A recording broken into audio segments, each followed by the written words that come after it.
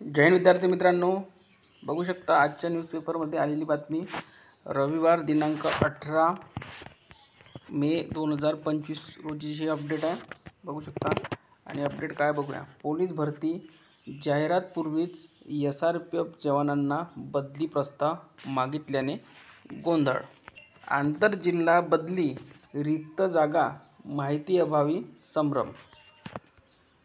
राज्य राखीव पोलीस दलातून 10% जवानांना जिल्हा पोलीस दलात आंतरजिल्हा बदलीने पाठवले जाते. मात्र यावेळी पोलीस भरतीची जाहिरात येण्यापूर्वीच प्रस्ताव मागितले गेल्याने नेमक्या कुठे किती जागा रिक्त आहेत हे स्पष्ट झाले नाही.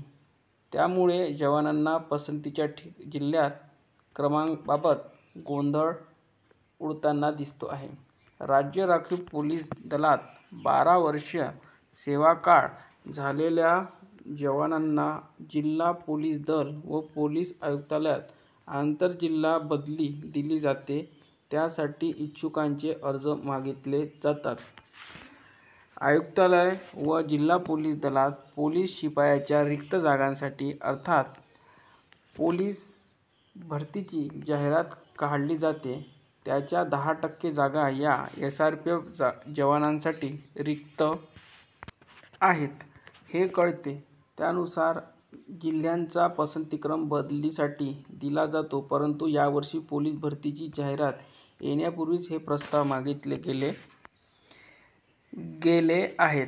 SRPFच्या अपर पोलीस महासंचालक कार्यालयाने दिनांक 30 एप्रिल रोजी यासंबंधीचे आदेश जारी केले. दिनांक 10 मे 2025 पर्यंत गटाची सेवाज्येष्ठता लावून प्रस्ताव मागितले गेले आहेत. SRPF कमांडंटसाठी 5 मे तर घटक पोलीस प्रमुखांसाठी प्रस्ताव पाठवण्याची तारीख 10 मे अशी होती.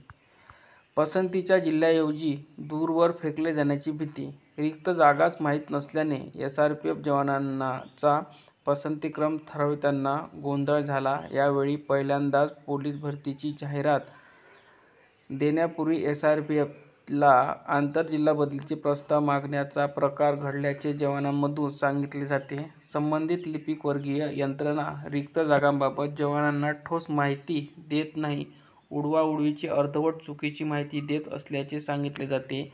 या गोंधळामुळे SRPFचे जवान आपल्या पसंतीच्या जिल्ह्याऐवजी दूरवर फेकले जाण्याची शक्यता नाकारता येत नाही.